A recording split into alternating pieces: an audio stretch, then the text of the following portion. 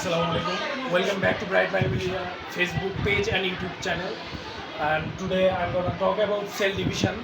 SSC Biology 2026, 2027, 2028 যারাই আছেন তাদের জন্য অধ্যায়টা খুবই ইম্পর্টেন্ট এবং আজকে আমাদের আলোচনার বিষয় হচ্ছে কোষ বিভাজন কয়টি ভাগে ঘটে এক্স্যাক্টলি। সো কোষ বিভাজন তিন প্রকার সবাই আমরা জানি, যেমন প্রথমত হচ্ছে অ্যামাইটোসিস, দ্বিতীয়ত হচ্ছে মাইটোসিস, তৃতীয় হচ্ছে মিওসিস। সো অ্যামাইটোসিস আমরা ইউজুয়ালি সবাই পরিচিত অ্যামাইটোসিসটার সাথে, যেমন হচ্ছে অ্যামাইটোসিসটা ঘটে হচ্ছে নিম্ন শ্রেণীর জীবে, যেমন প্রোটোজোয়া, অ্যামিবা, ব্যাকটেরিয়া, ভাইরাস, এগুলোর দেহে মূলত হচ্ছে অ্যামাইটোসিস কোষ বিভাজনটা ঘটে। সো অ্যামাইটোসিস কোষ বিভাজন কাকে বলে যদি আমরা একটু বলতে চাই, সহজ ভাষায় যদি আমরা বলি বলবো যে কোষ বিভাজন প্রক্রিয়ায় কোষটি সরাসরি বিভাজিত হয়, কোনো ধাপকে অবলম্বন করে না, এই প্রক্রিয়াকে বা ওই কোষ বিভাজন প্রক্রিয়াকে অ্যামাইটোসিস কোষ বিভাজন বলা হয়। সো অ্যামাইটোসিস যেহেতু কোনো ধাপকে অবলম্বন করে না, এই জন্য অ্যামাইটোসিসকে প্রত্যক্ষ কোষ বিভাজন বলা হয়। সো আজকে আমাদের আলোচনার বিষয় হচ্ছে মাইটোসিস কোষ বিভাজন, এবং মাইটোসিস কোষ বিভাজন ঘটে হচ্ছে 5টি ধাপের মাধ্যমে। মানে মাইটোসিস কোষ বিভাজনটা ঘটতে কোনো সরাসরি না, এটা একটু 5টি ধাপকে অবলম্বন করে। যেমন প্রথম ধাপটার নাম দেওয়া হয়েছে প্রোফেজ, দ্বিতীয় ধাপটার নাম দেওয়া হচ্ছে প্রোমেটাফেজ, তৃতীয় ধাপটার নাম দেওয়া হচ্ছে মেটাফেজ, চতুর্থ ধাপটার নাম দেওয়া হচ্ছে অ্যানাফেজ, এবং পঞ্চম যে ধাপটা এটা হচ্ছে টেলোফেজ। সো এই 5টি ধাপের মাধ্যমে হচ্ছে মাইটোসিস কোষ বিভাজন অ্যাকচুয়ালি ঘটে। এবং আজকের আলোচনার থেকে আমরা এটা শিখতে পারবো যে কীভাবে অ্যাকচুয়ালি মাইটোসিস কোষ বিভাজন প্রক্রিয়ায় 5টি ধাপকে অবলম্বন করে একটি কোষ থেকে সমগুণ, সম আকৃতি এবং সম আয়তন বিশিষ্ট ক্রোমোজোমের কিভাবে নিউক্লিয়াস সৃষ্টি হয়। আজকের ক্লাস থেকে আমরা এটা বুঝতে পারবো। সো চলো শুরু করি। প্রথমত আমরা যেটা দেখতে পাচ্ছি যে কোষের নিউক্লিয়াসটা যদি একটু আমরা চিন্তা করি, যে এখানে হচ্ছে নিউক্লিওলাস থাকে। আমরা সবাই জানি যে নিউক্লিয়াল ভেতরে যে ঘন বস্তুটা থাকে, দ্বিতীয় অধ্যায়ে আমরা পড়াইছি কিন্তু, যে নিউক্লিয়াসের ভেতরে যে ঘন বস্তুটা থাকে এটার নাম হচ্ছে নিউক্লিওলাস। এবং এই যে পর্দাটা আমরা দেখতে পাচ্ছি এইটা হচ্ছে নিউক্লিয় মেমব্রেন। এটা কি নিউক্লিয় মেমব্রেন। সো এখানে ঘিরে যে যে জালিকাগুলো থাকবে এগুলো কি বলো সবাই, এগুলো কি যে নিউক্লিয়াসের ভিতরে যে এই নিউক্লিয় ঘন বস্তুটার সাথে যেটা পেঁচানো জালিকাগুলো লাগায় থাকে এগুলোর নাম হচ্ছে ক্রোমোজোম বা ক্রোমাটিন জালিকা। সো এই অবস্থায় যেহেতু আছে তার মানে এটা ক্রোমাটিন জালিকা। এটা কিন্তু প্রোফেজ ধাপ ঘটতেছে। কি ঘটতেছে? প্রোফেজ ধাপ ঘটতেছে। এটা হচ্ছে মাইটোসিসের, আমরা একটু লিখবো এখানে যে মাইটোসিস কোষ বিভাজনের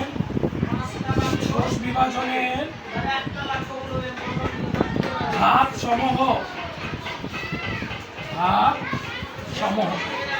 আচ্ছা, আমরা একটু চিত্রগুলো খেয়াল রাখবো, তাহলে আমরা বুঝতে পারবো যে কিভাবে অ্যাকচুয়ালি আমাদের মাইটোসিসটা ঘটে এবং মাইটোসিসের প্রথম ধাপে কিভাবে প্রোফেজ থেকে প্রোমেটাফেজে যায় অ্যাকচুয়ালি।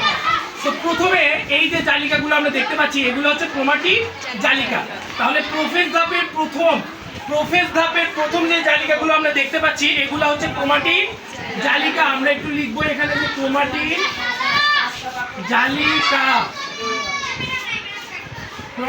জালিকা। তো এই যে প্রোফেজ ধাপটা ঘটতেছে এই অংশগুলোর নাম কি? এটা হচ্ছে কোষের নিউক্লিয়াস। কিন্তু মাইটোসিস ধাপে আমরা কি বোঝাতে চাচ্ছি যে অ্যাকচুয়ালি নিউক্লিয়াসটারই কি হবে, বিভাজন ঘটবে। কি ঘটবে? অ্যাকচুয়ালি নিউক্লিয়াসটারই বিভাজন ঘটবে। তো এটা কিন্তু এই নিউক্লিয়াসটা যদি আমরা ধরি হচ্ছে ক্রোমোজোমগুলো যদি ধরি হচ্ছে ডিপ্লয়েড, তাহলে অপত্য যে নিউক্লিয়াসটা সৃষ্টি হবে সেটাও হবে ডিপ্লয়েড, কারণ এটা মাইটোসিস কোষ বিভাজন।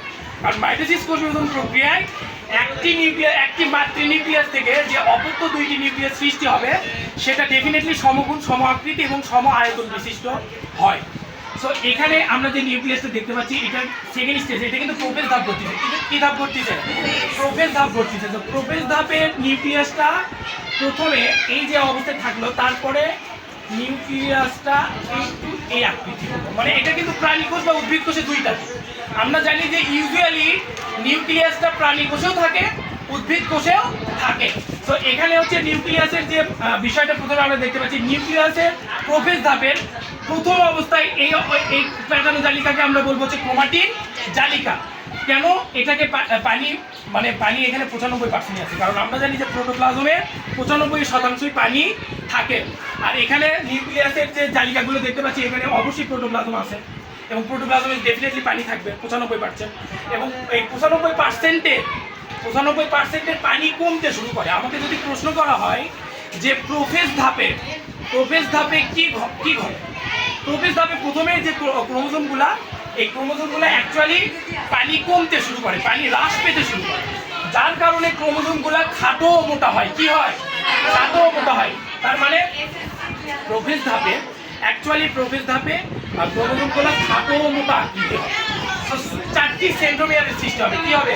4টি সেন্ট্রোমিয়ারের সৃষ্টি হবে। এই যে সেন্ট্রোমিয়ার, এই সেন্ট্রোমিয়ারে কেন সৃষ্টি হলো? কারণ এই যে নিউক্লিয়াসের ভিতরে যে প্রোটোপ্লাজম আছে, প্রোটোপ্লাজমের সাথে ডেফিনেটলি সেন্ট্রোজোম আছে। আমরা জানি যে যেখানে সেন্ট্রোজোম থাকে সেটা বিভাজিত হতে পারে, আর যেখানে সেন্ট্রোজোম থাকে না সেটা বিভাজিত হতে পারে না। যেমন নিউরনে কি ইয়ে থাকে, মানে সেন্ট্রোজোম থাকে। তো নিউরন কিন্তু বিভাজিত হইতে পারে না। তো এই যে নিউক্লিয়াসটা, এটা প্রোফেজ ধাপ ঘটছে। এই যে ক্রোমোজোমগুলা প্রোফেজ ধাপের দ্বিতীয় স্টেজে এসে অ্যাকচুয়ালি খাটো মোটা হয়। কি হয়?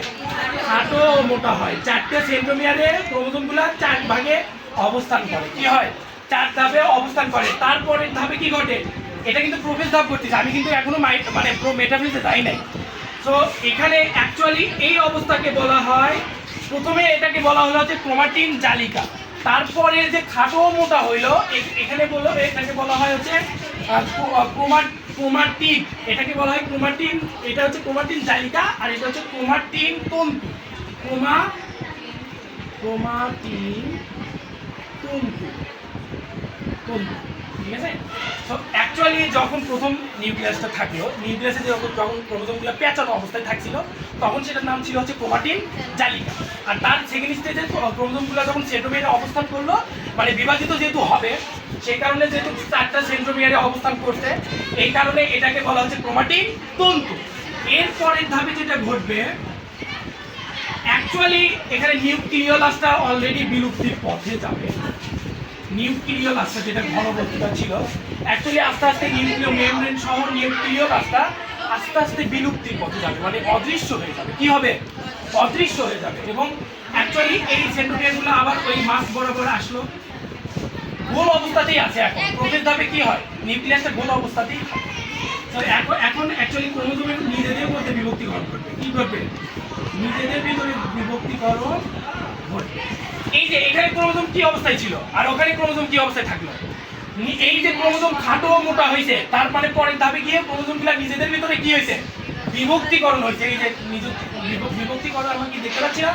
তো বিভক্তিকরণ ঘটছে, কিন্তু এটা অ্যাকচুয়ালি প্রোমেটাফেজে গিয়ে এই নিউক্লিয়ার মেমব্রেনটা অ্যাকচুয়ালি বিলুপ্তির পথে যাবে। কি হবে? বিলুপ্তির পথে যাবে। তো অ্যাকচুয়ালি এটা হচ্ছে প্রোফেজ ধাপ। এটার নাম কি? প্রোফেজ। এটা হচ্ছে প্রোফেজ। তো নেক্সট যে স্টেজটা, এটার নাম হচ্ছে প্রোমেটাফেজ। তো আমরা একটু দেখি যে প্রোমেটাফেজে কি ঘটে। প্রোমেটাফেজে কি ঘটে আমরা এখানে একটু লিখবো। এখানে প্রোমেটাফেজ।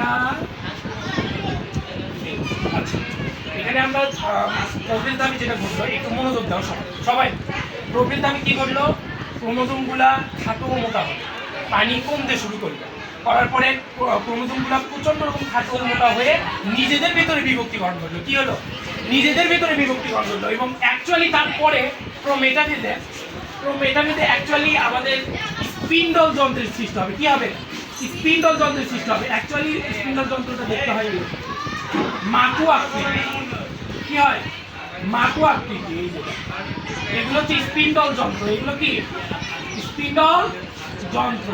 আমরা একটু এইভাবেই দিতে পারি বা এইভাবেই দিতে পারি, যেভাবেই হোক আমরা একটু স্পিন্ডল যন্ত্রটা আঁকানোর চেষ্টা করি। এগুলো হচ্ছে স্পিন্ডল মানে যন্ত্র। এবং এই যে নিউক্লিয় মেমব্রেনটা, মানে নিউক্লিয়াসকে ঘিরে যে পর্দাটা আছে, এই নিউক্লিয় মেমব্রেনটা অ্যাকচুয়ালি এখানে বিলুপ্তি হয়ে যাবে।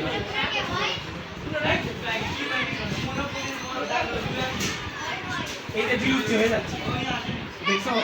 এটা হচ্ছে নিউক্লিয় মেমব্রেন। আর অ্যাকচুয়ালি ওই যে নিউক্লিওলাসটাও এটাও একটু বিলুপ্তি আকার ধারণ করছে। মানে অ্যাকচুয়ালি প্রোমেটাফেজে এই ভাবটা ঘটতেছে এটা হচ্ছে আমাকে যদি বলা হয় যে প্রোমেটাফেজে কি ঘটে, প্রোমেটাফেজে ঘটে হচ্ছে অ্যাকচুয়ালি আমাদের যে স্পিন্ডল যন্ত্রের সৃষ্টি হয়, তার সাথে ডেফিনেটলি নিউক্লিয়ার মেমব্রেনটার আমাদের বিলুপ্তি ঘটে, তার উপরে যে নিউক্লিওলাসটা আছে ওইটাও বিলুপ্তি ঘটে, তার সাথে সাথে এই প্রোমেটাফেজে অ্যাকচুয়ালি এই চারটা সেন্ট্রোমিয়ার এই স্পিন্ডল যন্ত্রের সাথে অবস্থান করে। কি ঘটে? অবস্থান ঘটে। এই যে দেখো এখানে একটা আসবে, এখানে একটা আসবে, সরি এটা বিষুবীয় অঞ্চলে যায়। বিষুবীয় অঞ্চল মানে মাঝ বরাবর। বিষুবীয় অঞ্চল মানে কি? মাঝ বরাবর। এই যে এখানে একটা আসবে, এখানে একটা আসবে, তারপরে এখানে একটু আসবে, এখানে একটু আসবে। অ্যাকচুয়ালি সেন্ট্রোমিয়ার যেহেতু অবস্থান করছে তার মানে ক্রোমোজোমগুলোও যাবে। সেন্ট্রোমিয়ার যেহেতু অবস্থান করছে তার মানে কি ক্রোমোজোমও ওখানে যাবে। তাহলে ক্রোমোজোমগুলো একটু দেখি যে ক্রোমোজোমগুলো কি হলো। এই যে এরকম করে গেল, এই যে এটা হচ্ছে প্রোমেটাফেজ। আমাকে যদি বলা হয় যে আমাকে যদি এই চিত্রটা দিয়ে দেওয়া বলা হয় যে এটা কোন ভাব, এটা কোন ভাব, আমি কিভাবে বুঝবো যে এটা প্রোমেটাফেজ? আমি এইভাবে বুঝবো যে নিউক্লিয় মেমব্রেনটার বিলুপ্তি ঘটতেছে এবং স্পিন্ডল যন্ত্রের সৃষ্টি হয়েছে এবং ক্রোমোজোমগুলা একটু বিষুবীয় অঞ্চলে অবস্থান করছে। কোথায়? একটু বিষুবীয় অঞ্চলে অবস্থান করছে। সো এই কারণে এইটাকে প্রোমেটাফেজ বলা হয়। মেটা শব্দের অর্থ হচ্ছে মাঝ বরাবর। মেটা শব্দের অর্থ হচ্ছে মাঝ বরাবর, আর প্রো শব্দের অর্থ হচ্ছে প্রাথমিক, প্রাথমিক ধাপ। সো প্রাথমিক মাঝ বরাবর এটা বিষুবীয় অঞ্চলে আসে কিন্তু অল্প অবস্থায়, অল্প অবস্থায়, একেবারে বিষুবীয় অঞ্চলে আসে না। সো নেক্সট যে স্টেপটা ঘটবে এখানে, এটার নাম হচ্ছে মেটাফেজ। তো আমরা কি জানলাম যে মেটাফেজ শব্দের অর্থ হচ্ছে, মেটাফেজ শব্দের অর্থ হচ্ছে মাঝ বরাবর। তো মাঝ বরাবরে একটু আমরা দেখি যে স্পিন্ডল যন্ত্রগুলো একটু মাকড়সার জালের মতো হবে অ্যাকচুয়ালি এইরকম। এটা হচ্ছে ঊর্ধ্বমুখী মেরু, এটা হচ্ছে দ্বিতীয় মানে নিম্নমুখী মেরু। এটা এটা এটা একটা মেরু, এটা একটা মেরু। সো এটা একটা মেরু, এটা একটা মেরু। এগুলা এটা হচ্ছে মেটাফেজ ধাপ। এটা কি ধাপ? মেটাফেজ ধাপ। এই যে স্পিন্ডল যন্ত্রগুলো এই আকার ধারণ করবে। আমরা মেটাফেজ দেখলেই যাতে বুঝতে পারি এটা হচ্ছে মেটাফেজ। অ্যাকচুয়ালি এই ক্রোমাটিন এই স্পিন্ডল যন্ত্রটা এই যে এইরকম ত্রিভুজ আকৃতি হবে। কি হবে? ত্রিভুজ আকৃতি হবে, বুঝছো? তো এই যে ক্রোমোজোম এবং সেন্ট্রোমিয়ার গুলো একেবারে মাঝ বরাবর আসবে। কোথায় আসবে? একেবারে মাঝ বরাবর আসবে। এখানে স্পিন্ডল যন্ত্রগুলো একটু আরো ভালো করে আঁকার প্রয়োজন। ডেফিনেটলি আমরা একটু আঁকায় নিই।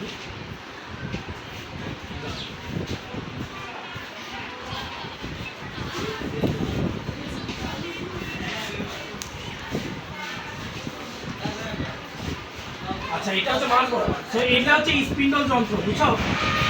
এই যে ক্রোমোজোমগুলো এইদিকে দেখো সবাই, এই যে ক্রোমোজোমগুলো একেবারে মাঝ বরাবর আসবে।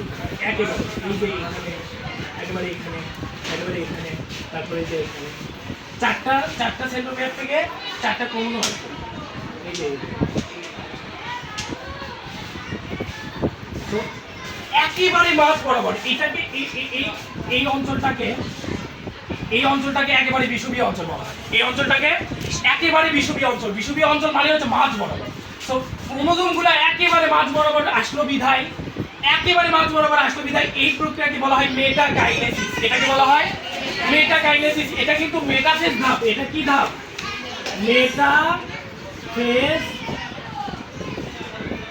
মেটাফেজ ধাপ। তো মেটাফেজে অ্যাকচুয়ালি কি ঘটে খুবই মনোযোগ দিতে হবে যে অ্যাকচুয়ালি প্রোমেটাফেজ থেকে মেটাফেজে যেটা ঘটে সেটা হচ্ছে ক্রোমোজোমগুলো একেবারে বিষুবীয় অঞ্চলে আসে এবং তার সাথে ক্রোমোজোমগুলো একেবারে মাঝ বরাবর আসে বিধায় এই প্রক্রিয়াটার নাম হচ্ছে মেটাকাইনেসিস।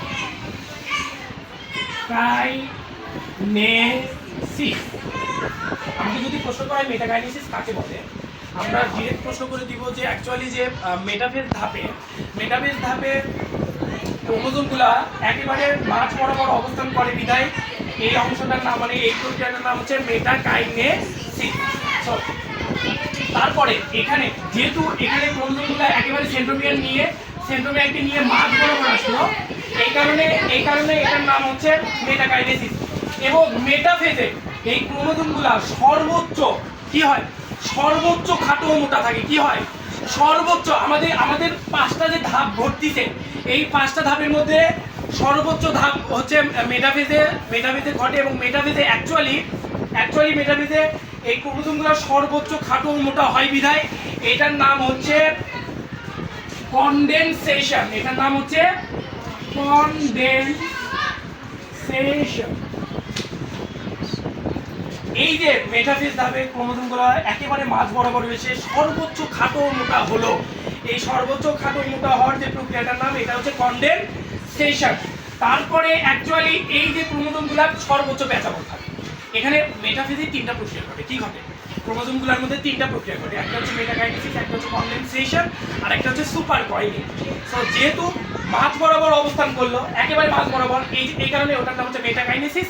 এবং ওই ক্রোমোজোমগুলো অ্যাকচুয়ালি সর্বোচ্চ খাটো মোটা থাকলো, এই কারণে এটার নাম হচ্ছে কনডেনসেশন। এবং ওই ক্রোমোজোমগুলোয় সর্বোচ্চ পেঁচানো আকৃতি থাকে বিধায় ওটার নাম হচ্ছে সুপার কয়েলিং।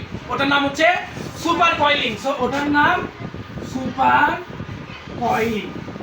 কয়েলিং শব্দের অর্থ পেঁচানো। সো এই তিনটি প্রক্রিয়া মেটাফেজে ঘটে, এইটা আমাদের মনে রাখতে হবে। এবং আমাদের কোষ বিভাজন ধাপে তৃতীয় নাম্বার স্টেজে এটা আমাকে ব্যাখ্যা করে দিতে হবে যে সুপার কয়েলিং কাকে বলে, কনডেনসেশন কাকে বলে, মেটাকাইনেসিস কাকে বলে।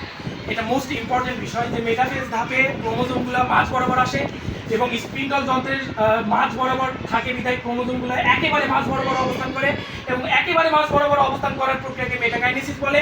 এবং ক্রোমোজোমগুলো অ্যাকচুয়ালি সর্বোচ্চ খাটো মোটা হয় বিধায় এটার নাম হচ্ছে কনডেনসেশন। এবং সর্বোচ্চ পেঁচানো থাকে বিধায় এটার নাম হচ্ছে সুপার কয়েলিং। সো নেক্সট যে স্টেজটা এটার নাম হচ্ছে অ্যানাফেজ। সো অ্যানাফেজ ধাপে খুবই ইন্টারেস্টিং একটা বিষয় হবে, সেটা হচ্ছে আমাদের এই যে স্পিন্ডল যন্ত্রগুলো, এটা একটা লাউ আকৃতি, লাউ লাউ।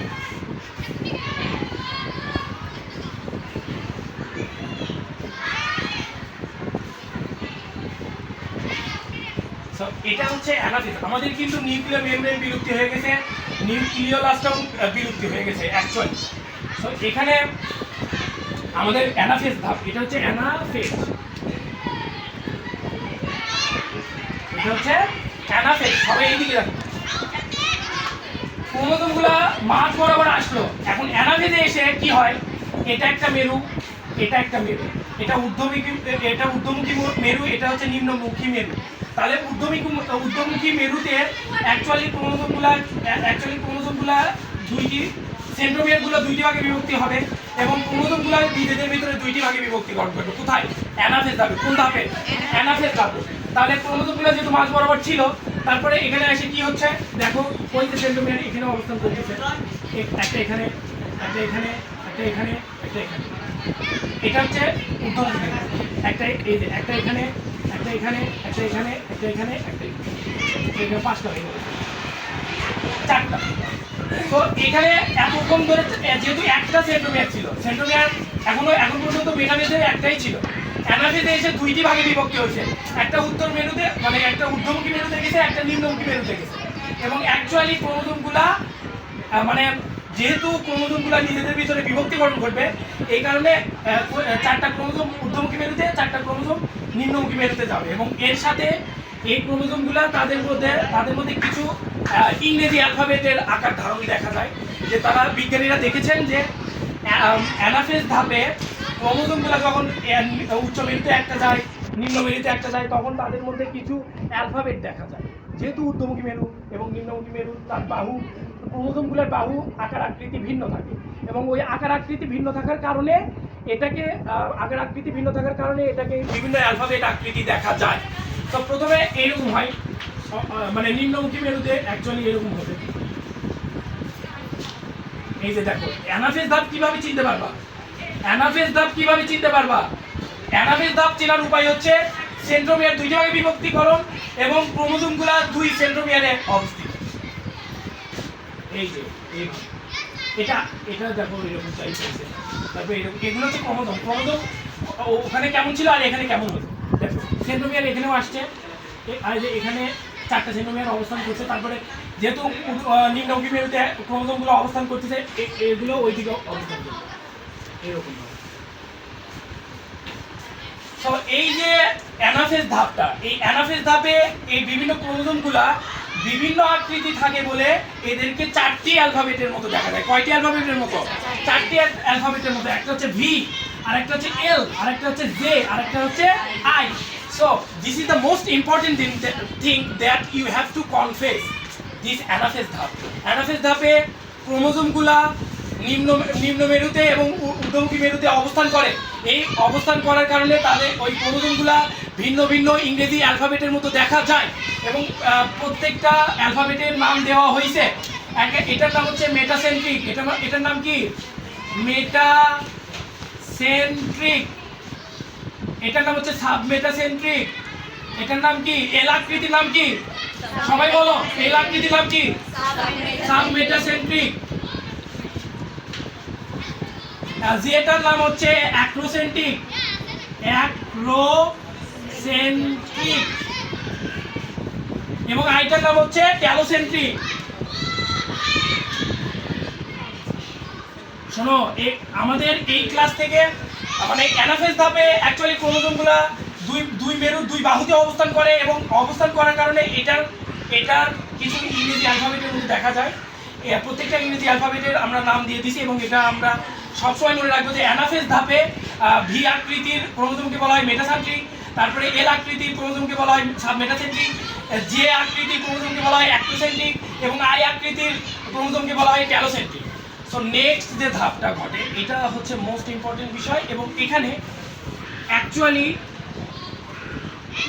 দুইটা নিউক্লিয়াসের সৃষ্টি হবে। এটার নাম হচ্ছে ট্যালোফেজ। এটার নাম কি ট্যালোফেজ। ওই একই আকৃতি এইরকমই এখানে নিউক্লিওলাস এবং এখানেও একটা নিউক্লিওলাস আসবে এবং এই ধাপটার নাম হচ্ছে ট্যালোফেজ। এটার নাম হচ্ছে কি ট্যালোফেজ। সো অ্যানাফেজ থেকে ট্যালোফেজে আসার পরে এই যে চারটা ক্রোমোজোম এখানে আসবে, এই চারটা ক্রোমোজোম এখানে আসবে এবং এই যে এখানে যে 46টি ক্রোমোজোম ছিল বা 23 জোড়া যে ক্রোমোজোম ছিল, 23 জোড়া, এই 23 জোড়া ক্রোমোজোম এখানেও একইভাবে অব্যাহত থাকবে। এই কারণে এটাকে মাইটোসিস কোষ বিভাজন বলা হয় এবং মাইটোসিস কোষ বিভাজনে ক্রোমোজোম সংখ্যা মানে মাতৃ ক্রোমোজোম সংখ্যা আর অপত্য ক্রোমোজোম সংখ্যা দেখতে একই রকম হয় এবং ক্রোমোজোম সংখ্যা এখানেও 46টি, এখানেও 46টি, এখানেও 46টি। এই জন্য মাইটোসিসকে সমীকরণিক বিভাজন বলা হয়। এই কারণে মাইটোসিসকে সমীকরণিক বিভাজন বলা হয়। এই যে অ্যানাফেজ থেকে ট্যালোফেজে আসলো, এখানে কিছু প্রক্রিয়া ঘটলো। এখানে কিছু প্রক্রিয়া ঘটলো, যেমন এই যে কোষ প্লেটের সৃষ্টি হলো, এই কোষ প্লেটের সৃষ্টি হওয়ার কারণ হচ্ছে ভেসিকল। এটা কি ফাইব্রোপ্লাস্ট বা ভেসিকল। গোলজি বডি, আমরা গোলজি বডি পড়ছি, আমরা সেকেন্ড চ্যাপ্টারে কি গোলজি বডি পড়ছি। তো গোলজি বডিতে আমরা পড়ছি না ভেসিকল। সো ভেসিকল অ্যাকচুয়ালি এখানে এসে এই কোষ প্লেটের সৃষ্টি করে। ফাইব্রোপ্লাস্ট এবং ভেসিকল এসে এখানে কোষ প্লেটের সৃষ্টি করে এবং কোষ প্লেট সৃষ্টি হওয়ার কারণে দুইটি নিউক্লিয়াসের সৃষ্টি হয় একটা নিউক্লিয়াস থেকে। কয়টি নিউক্লিয়াস থেকে? একটা নিউক্লিয়াস থেকে দুইটি নিউক্লিয়াসের সৃষ্টি হয় এবং এটা ঘটে হচ্ছে 5টি ধাপের মাধ্যমে। সো ট্যালোফেজ ধাপে কি হয়? আমাকে যদি বলা হয় যে ট্যালোফেজ ধাপের বর্ণনা দাও, আমরা সহজ ভাষায় বলবো যে ট্যালোফেজ ধাপে অ্যানাফেজ থেকে যখন ট্যালোফেজে আসে তখন এই আমাদের কোষ প্লেটের সৃষ্টি হয় এবং কোষ প্লেট সৃষ্টি হওয়ার কারণটা হচ্ছে ফাইব্রোপ্লাস্ট বা ভেসিকল এবং এই যে দুইটা নিউক্লিয়াসের সৃষ্টি হলো এবং দুইটা নিউক্লিয়াসে যে সমান প্রস্থ বিশিষ্ট ক্রোমোজোম একইভাবে থাকলো, এটার কারণটা হচ্ছে গৌণকুঞ্জন। এটার নাম হচ্ছে গৌণকুঞ্জন। গৌণকুঞ্জনের কারণে দুইটি নিউক্লিয়াসের সৃষ্টি হলো এবং মানে আমাদের এই ট্যালোফেজ ধাপে দুইটি অপত্য নিউক্লিয়াসের সৃষ্টি হয়ে গেল এবং এভাবে এই মাইটোসিস কোষ বিভাজনটা ঘটতেই থাকে। সো এই মাইটোসিস কোষ বিভাজনটা মানব দেহে যদি না ঘটতো তাহলে আমরা এত শিশু থেকে এত বড় হইতে পারতাম না। এবং আমাদের দেহকোষে মাইটোসিস ঘটে, আমরা একটু মনে রাখবো যে আমাদের শরীরে কোথায় ঘটে মাইটোসিসটা? দেহকোষে। এই আমাদের এই কোষগুলো অ্যাকচুয়ালি কোষগুলোতে এই প্রক্রিয়াটা ঘটে। So this is the most important thing. এটা হচ্ছে সেল ডিভিশনের সেকেন্ড স্টেজটা মাইটোসিসের 5টি ধাপের সহজ বর্ণনা। এইটা দেখে আমরা যাতে বুঝতে পারি কোন চিত্র কি দিয়ে বলা হয়েছে এবং কোন চিত্র দিয়ে আমাকে কি বোঝানো হয়েছে। সো প্রোফেজ ধাপে কি হয়? প্রোফেজ ধাপে পানি কমতে শুরু করে, ক্রোমোজোমগুলো খাটো ও মোটা হয়। প্রোমেটাফেজে স্পিন্ডল যন্ত্রের সৃষ্টি হয় এবং নিউক্লিয়ার মেমব্রেন এবং নিউক্লিওলাসের অলরেডি বিলুপ্তি ঘটে এবং মেটাফেজে 3টি প্রক্রিয়া ঘটে। মেটা মানে মাঝখান, মেটা মানে কি মাঝখান, মাঝ বরাবর বিষুবীয় অঞ্চলে আসে এবং বিষুবীয় অঞ্চলে আসার কারণে অ্যাকচুয়ালি ক্রোমোজোমগুলো একেবারে মাঝ বরাবর আসে বিধায় এই প্রক্রিয়ার নাম মেটাকাইনেসিস এবং একেবারে সর্বোচ্চ খাটো মোটা থাকে বিদায় এটার নাম হচ্ছে কনডেনসেশন, এবং সর্বোচ্চ প্যাঁচানো থাকে বিদায় এটার নাম হচ্ছে সুপার কয়েলিং। এবং মেটাফেজ এর পরের ধাপটা অ্যানাফেজ। অ্যানাফেজটা আমরা কিভাবে বুঝবো এটা অ্যানাফেজ? এই যে স্পিন্ডল যন্ত্রগুলো একটু গোলাকৃতি ধারণ করবে এবং তার সাথে অ্যাকচুয়ালি ক্রোমোজোমগুলা ঊর্ধ্বমুখী মেরুতে এবং নিম্নমুখী মেরুতে সেন্ট্রোমিয়ারগুলো বিভক্তিকরণ করবে, এবং সেন্ট্রোমিয়ারের সাথে ডেফিনেটলি ক্রোমোজোমগুলোও তার সেন্ট্রোমিয়ারের সাথে থাকবে, মানে সেন্ট্রোমিয়ারের সাথে অবস্থান করবে। তারপরে হচ্ছে ওই ক্রোমোজোমগুলা চারটা অ্যালফাবেটের মধ্যে দেখা যাবে, ভি এল জে আই আকৃতি। ভি কে বলা হয় মেটাসেন্ট্রিক, এল কে বলা হয় সাবমেটাসেন্ট্রিক, জে কে বলা হয় অ্যাক্টোসেন্ট্রিক এবং আই কে বলা হয় হচ্ছে টেলোসেন্ট্রিক। এবং তারপরে টেলোফেজ ধাপে অ্যাকচুয়ালি ভেসিকল বা ফাইব্রোপ্লাস্টের কারণে পুশ প্লেটের সৃষ্টি হবে এবং দুইটি অপত্য নিউক্লিয়াসের সৃষ্টি হবে, এবং এইভাবেই অ্যাকচুয়ালি মাইটোসিসের 5টি ধাপ হবে। So this is the most important thing that you have to understand. ধন্যবাদ সবাইকে, এবং আমরা পরের ক্লাসে পরে অধ্যায় নিয়ে আলোচনা করব। আসসালামু আলাইকুম।